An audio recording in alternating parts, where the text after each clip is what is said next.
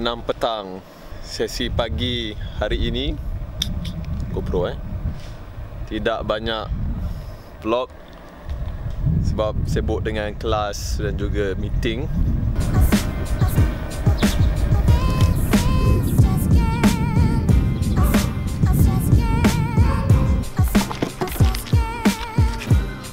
Tips selfie menggunakan GoPro.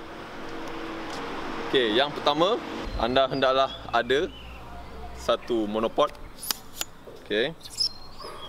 Monopod ni saya dapat dengan harga yang murah lah, sebab sekali beli dengan GoPro dia lebih kurang RM80 Kerana jika tiada monopod, anda pegang guna tangan, dia akan vibrate, bergoyang, ataupun angle kan, kalau kita pegang tangan macam ni, angle dia terlampau dekat.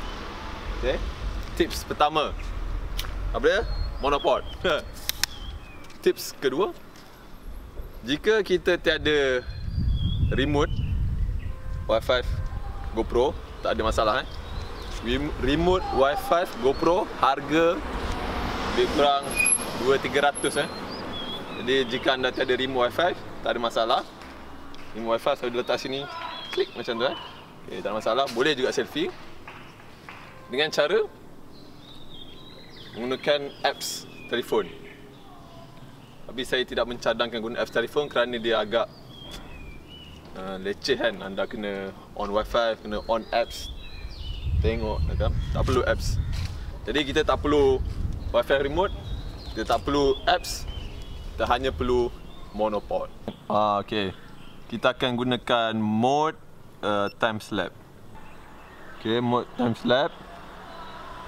Saya ambil interval 1 second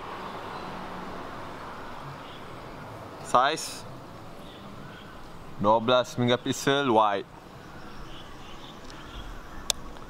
Okay, bermakna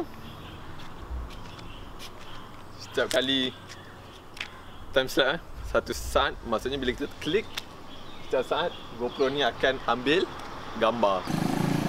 Okay, tips yang ketiga, angle GoPro ni tidak perlu terlampau ke bawah kepada kita sendiri, sebab dia dah wide, jadi dia besar.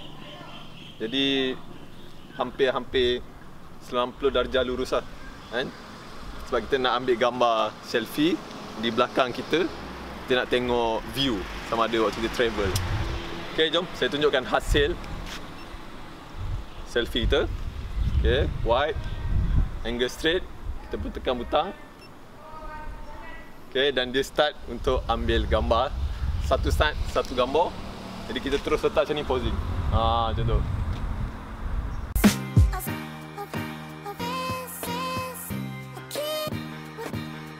Jadi, yang ni adalah teknik paling mudah selfie menggunakan GoPro. Monopod, time lapse 1 saat dan angle lebih kurang 90.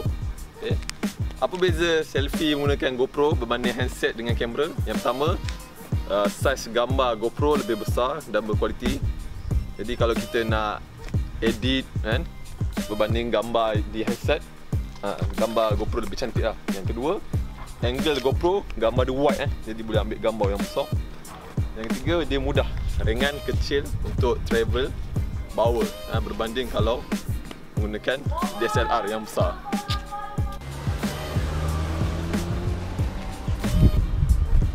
Okey, beginilah rupanya apabila kau vlogging kan, DSLR dan naik Airwheels. Macam ni dengan macam tu lah.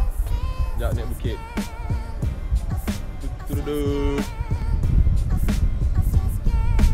Okay, kalau rakamai nampak kaki tu, macam ni lah gaya dia.